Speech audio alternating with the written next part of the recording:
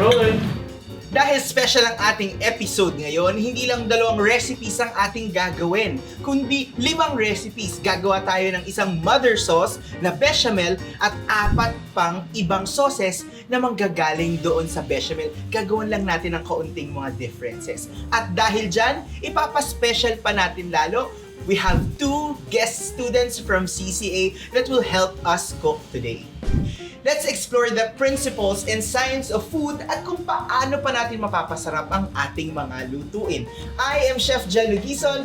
Gather all your ingredients and let us go through the process of yummification.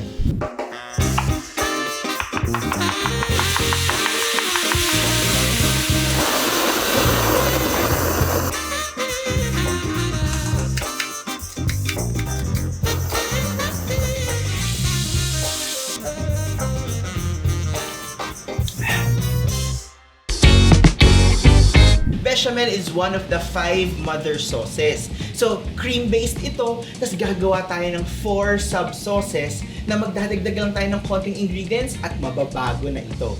Para tulungan tayo na gumawa ng ating bechamel sauce, tatawagin ko one of the students of CCA in their Decatam program or the Diploma for Culinary Arts and Technology Management. Let's all welcome Diego. Diego, please join us. Hello, Chef. Alright, hi Diego. So, today we are going to create bechamel sauce, right? Here in CCA, we were taught the 5 mother sauces. What are those? Of course, we have the bechamel. Okay. We have velute, Espanol, tomato sauce, and the hollandaise. Alright. And bechamel is one of the most commonly used, hindi ba? So, anything that needs a cream-based sauce, we use bechamel. So, what are we gonna use for our bechamel sauce?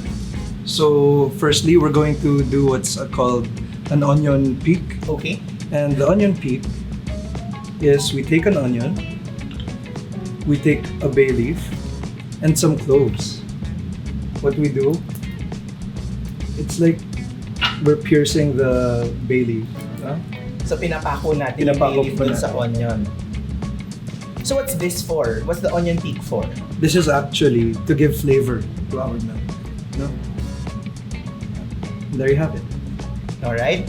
So, after that, what's next? So after this, we start to make a roux. What is a roux? A roux is actually a combination of flour and of fat. In this case, butter.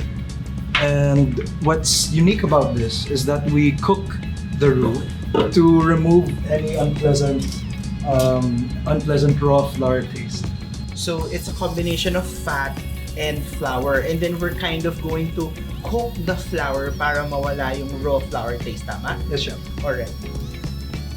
So, you're melting the butter right now. So, in low heat, no? Low heat. And now, in making a roux, there's actually 3 stages. No, the first one is called a white roux. And the white roux is when it's only been slightly cooked. That's the consistency of that is usually like this, very very pasty. Okay, pasty. As we continue, it's going to become what's called a blonde roux. And the blonde roux is slightly Yellowish. Yeah. and even more brown a little bit. For that, it's a little more runny in consistency. And what's the last one? As we keep going, it's going to become a brown roux. And that brown roux, that's the most flavorful because it has a very nutty. Yeah, because as we cook butter, diba? And the butter, the solids get cooked, nagiging nutty yung smell niya. Bango. It smells really buttery, no? So the reason why we don't want it to get too blonde is because a bechamel is white. Yeah. Is white, of course. And if it becomes blonde or brown, well then the color of the bechamel will change. It changes the appearance and the flavor of the dish, no? Of the final dish. Are you ready for the milk? Yes. So, Diego, for this recipe, we used how many cups of milk? We use 9 cups. And 9 cups of milk. okay, for the butter, For the butter and flour, we used 195 total. so that's 105 grams of butter and 90 grams flour, yeah? Yes. Okay. Chef, can you give me the onion peak? Sure. So, I can put it inside right now. Yes. And at this stage, we are going to wait until... Until this thickens. Okay. So, what seasoning are you gonna put? Just... To season, we have salt, Okay. white pepper, and nutmeg. Okay. So, very traditional yung nutmeg sa bechamel, no? So, Yummies, habang hinihintay natin mag-thicken yung bechamel sauce, kwentuhan tayo about food thickeners. Tara, Diego, exit muna ako. Okay. Usap tayo tungkol sa mga thickeners, pampalapot, or pampakapal ng ating mga sauces. Siyempre, iba-iba naman yung pangangailangan natin sa pagkain natin. Minsan, sabaw. So, ang sabaw, soupy talaga yan. Pero sa mga gravy, sa mga sauces, sa mga desserts, kahit sa salad, minsan kailangan natin ng thickener o pampakapal ng ating mga pagkain. So, ano-anong klase ba yan? Merong starch-based, ito yung mga flour, cornstarch, yan. Yan yung pag nilahalo natin sa tubig, kunwari yung cornstarch, ang tawag doon ay slurry. Pag hinahalo naman natin yung ating flour sa butter, ang tawag doon ay roux. Ganyan. Meron din naman na pag-combination ng oil at ng egg yolk, kumakapal din siya. Kaya nga mayonnaise, ganyan, hollandaise. Tapos pag gumagawa tayo ng Caesar salad dressing, di ba? Ginagamit din tayo ng egg yolk pampakapal nito. Meron din naman gelatin. Kadalasan ginagamit ito sa mga desserts. So yung gelatin, may dalawang origin yan. Dalawa? May dalawang origin yan. So pwedeng animal-based, which are from the litid or tendon ng mga hayop, at meron din naman na galing sa mga seaweeds. Ang tawag dito ay agar-agar. Maraming gamit ang thickeners or pampakapal sa ating mga lutuin. Explore natin ito at make sure lamang na tama lang sa pangailangan natin at sa requirement ng dish yung thickness or yung kapal or viscosity ng ating mga sauces at gagawing pagkain. Oh, balik na ako sa pagluluto, ha?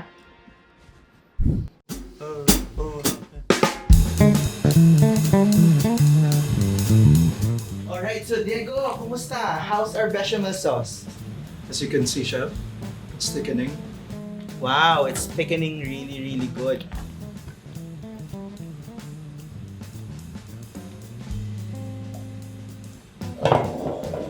So Diego, how do we know when our sauce is ready?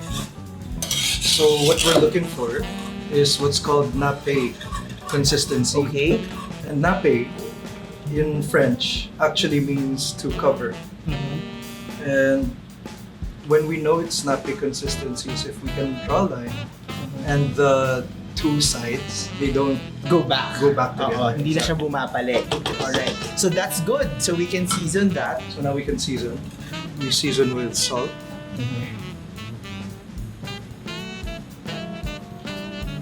So Yummies, kapag gumagawa tayo ng bechamel, huwag natin i-well season. Yung tamang-tama lang kasi gusto natin meron pa tayong wiggle room for other ingredients, right?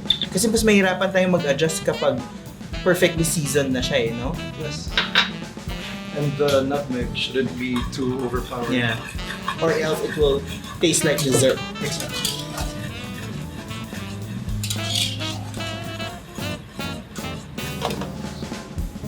Ayan, Yummy. So nakita natin kung paano gumawa ng bechamel sauce. Maya-maya, tatawagin naman din natin yung isa nating student, si Jillian. Siya naman yung gagawa ng 4 sub-sauces. Meron siyang mga i-add na simple ingredients na makikita din natin sa mga pantry natin. At magiging totally different sauce siya. Thank you, Diego, and good job! Thank you, Chef.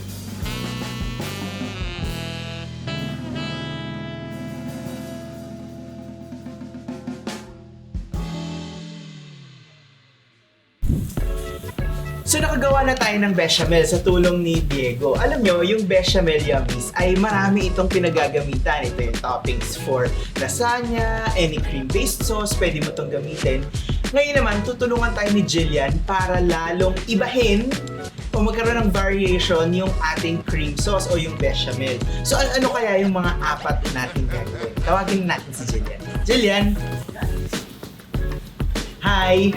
Alright, so Jill, briefly discuss natin kung ano yung mga gagawin nating variations sa ating bechamel. So I can see here cream and chives. Ito ay... Chef, yan po yung cream sauce. So para sa cream sauce, Gruyere and Parmesan cheese para sa Mornay. so sa Mornay, so actually mga Yummies, ang Mornay ay bechamel plus cheese. So we're going to use two kinds, which is Parmesan and Gruyere. And then here, Butter and onion. for Subi. subi sauce. And then the last one, Cheddar cheese. okay, so for our cheddar sauce, we're going to have cheddar cheese, a bit of milk, Worcestershire, and Dijon. Alright? Unahin na natin yung subi. So here's your butter and onion. So isuswet lang natin yung ating onion, tama? Doon sa butter. Okay. So while you're sweating that, tulungan na kita. So for our cream sauce, dadagdagan natin for 1 cup of bechamel sauce, maglalagay tayo ng about 1/4 cup of cream. So mix lang natin.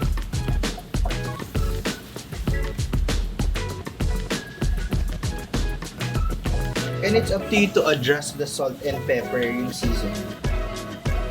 So we added cream. Remember that our bechamel sauce earlier doesn't have cream, hindi ba? We just used milk. So, yan. And then, lagyan natin ng chives. Add lang tayo ng konting salt and pepper. So whenever we make bechamel or any white sauce for that matter, white pepper yung ginagamit natin para hindi siya nagkakaroon ng black na dots, hindi ba? Or spots. Alright. So Yummies, ito na yung ating cream sauce. That's bechamel with cream and chives. So that's it. Dito naman, ang gagawin natin yung Mornay natin. Yung Mornay sauce is bechamel plus cheese. So, about this 1 cup, let's put about 2 tablespoons of Parmesan, 2 tablespoons also of grated Gruyere.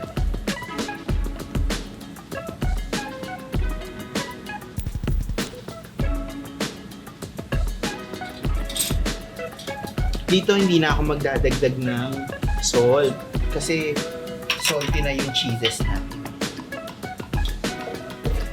Tapos if it becomes too thick, we can actually thin it out with a bit of water or stock, chicken stock if you want. No? Alright, so I think nag-sweat na yung onion mo, Jill. Pwede na nating lagay yung ating natitirang bechamel.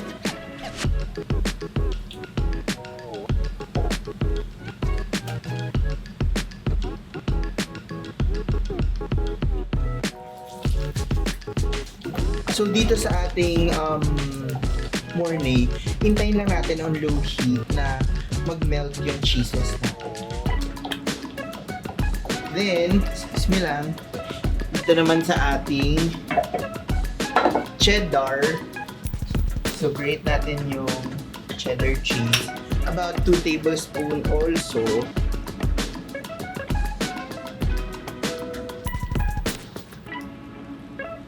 Then, 1 tablespoon of milk, half a teaspoon of Worcestershire, I think 1/4 teaspoon of Dijon.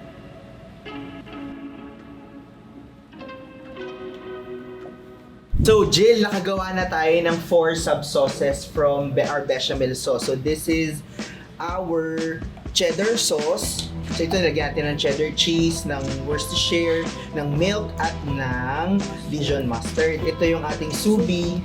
Ito naman, yung... Sweat tayo ng onion. Correct. Yung white onion, sinwet natin sa butter. Tapos ito yung ating mornay. Nilagyan natin ng parmesan and gruyere. Tapos ito yung cream sauce natin. Nilagyan natin ng cream at chives. Alright? Jillian, thank you ha sa pagtulong sa akin, ha? Thank you! Bago natin tikman ang ating mga sauces, ay tatawagin ulit natin si Jill at si Diego. Jill and Diego, join me so we can taste yung ginawa natin. So, ako muna yung titikim ng bechamel.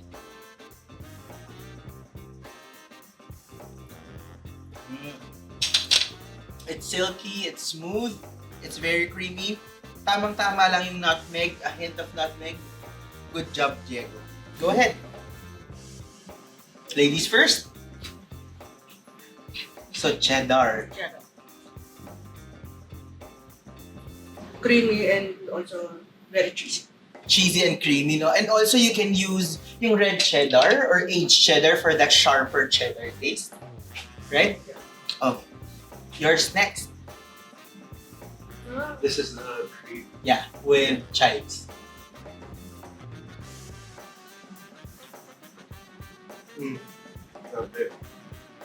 The creaminess, of course, from the added cream, Mm-hmm. but also that crisp crunch from the garlic chives that we have put Yeah. gives it a different texture. Where would you recommend to use that? Maybe in canapes, no? It kind of Yeah. Oh, subi.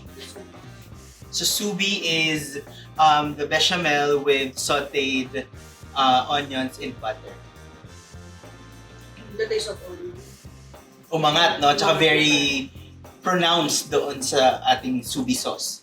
And lastly, mornay. So we've used two kinds of cheeses in our mornay sauce. That's Gruyere and Parmesan.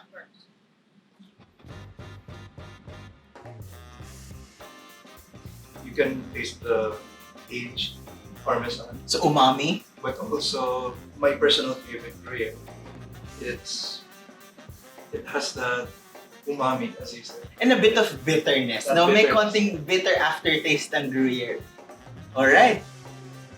So Yummies, there you have it. We did 5 recipes today. So that's bechamel and then the 4 sub-sauces. We have cheddar, we have cream sauce, we have mornay, and soup. Dito sa Yummification, hindi lamang recipes ang matututunan natin, kundi pati principles and food science na pwede nating i-apply sa araw-araw. Kaya't magkita-kita ulit tayo sa susunod nating episode. Bye, Yummies!